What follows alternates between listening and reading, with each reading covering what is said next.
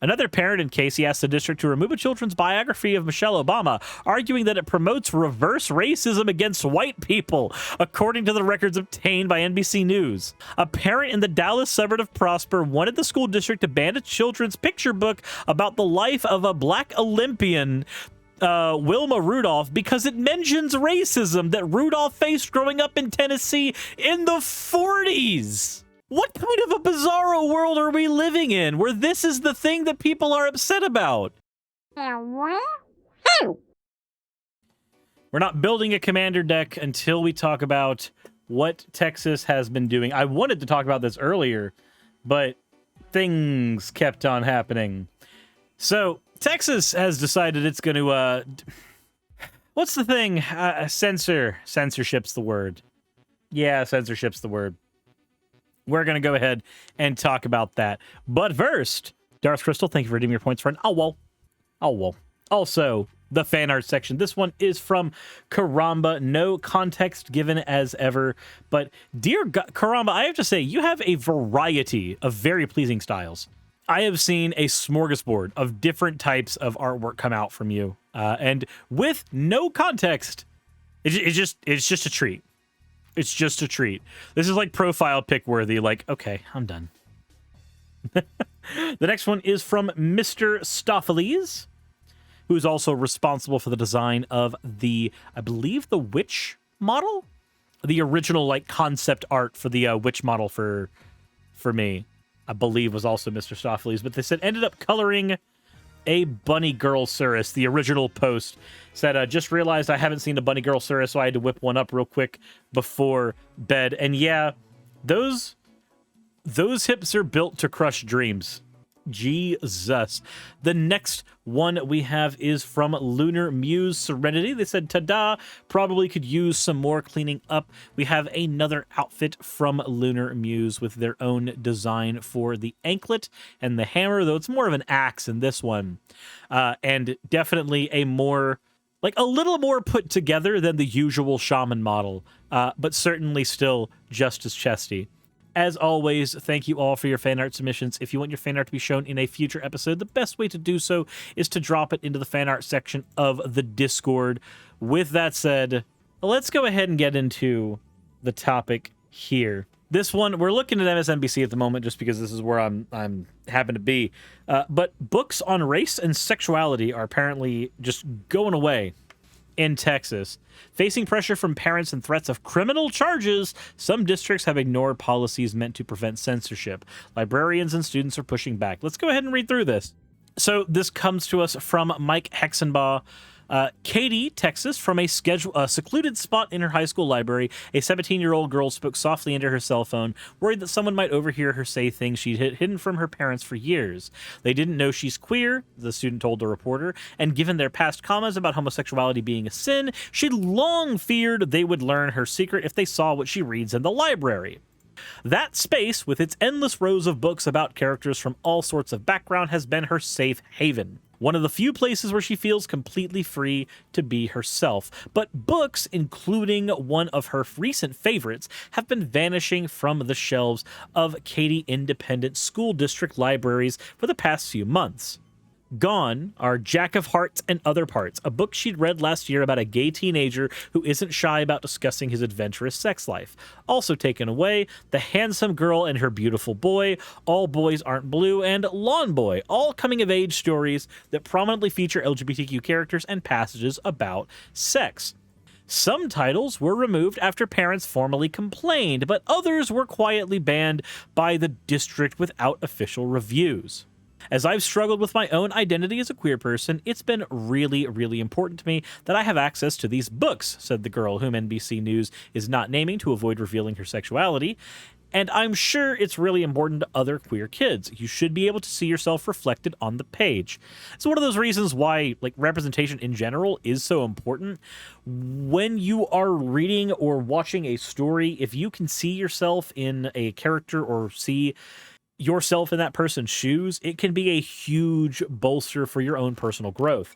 And if the only reason these things are taken away is because they feature gay people and the books have sex scenes, I hate to tell you this, Archive of Our Own is way more lewd, and trust me, your kids have already read some of the stuff on there too. But let's continue.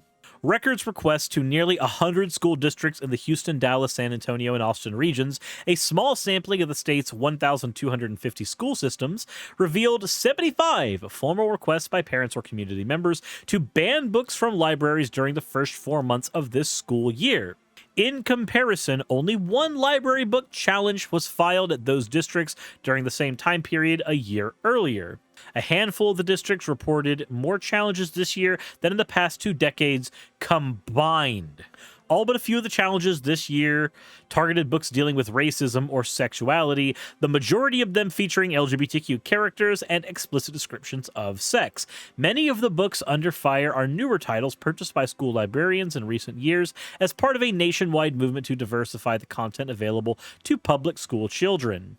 Katy Independent School have pulled up these 9 books off of library shelves after deeming them not appropriate for any grade level. Out of Darkness, set in East Texas in the 1930s, Booklist named this book chronicling a teen love affair between a Mexican-American girl and a black boy as one of the 50 best young adult novels of all time.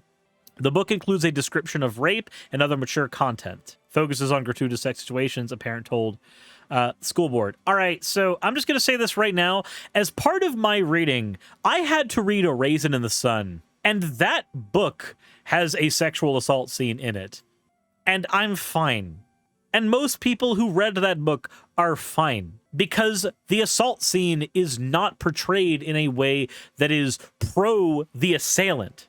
Bad things happen to characters in novels. If you've read The Killing Joke, you know this. Again, it happens in Raisin in the Sun. It's okay.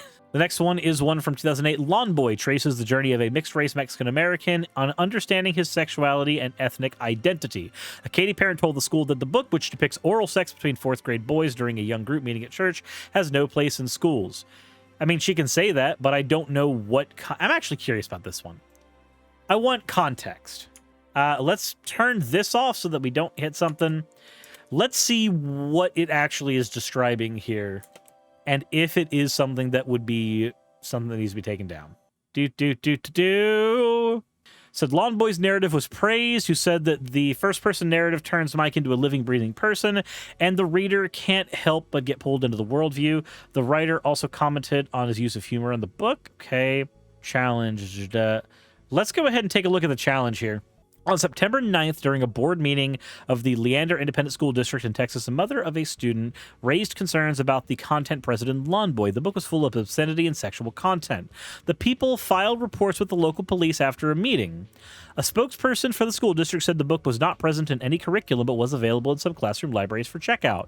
A book that you might find offensive was in a library. Oh no! The world is on fire and we are all going to die! Come on now. Come on. It's just like when people got pissy at To Kill a Mockingbird.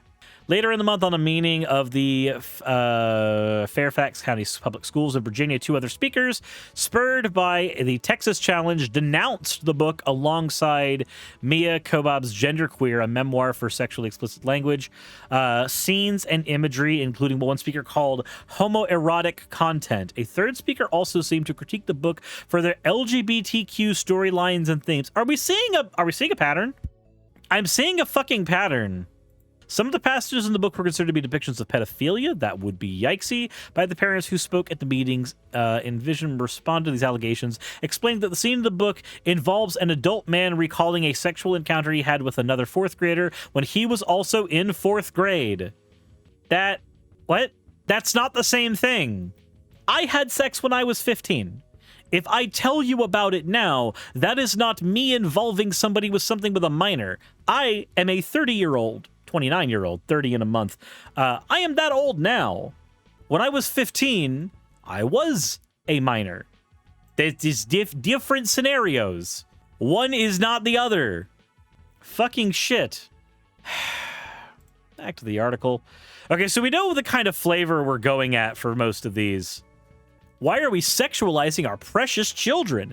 A Katy parent said in a November school meeting after she suggested the schools about LGBTQ relationships she suggested that books about LGBTQ relationships are causing children to improperly question their gender identities and sexual orientations. It's always about this. It's always about this.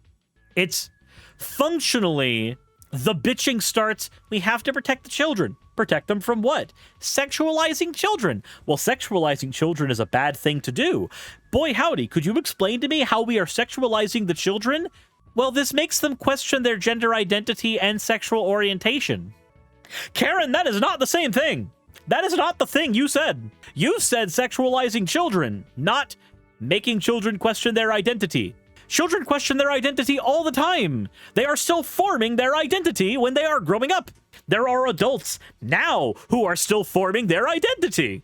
So, why are our libraries filled with pornography?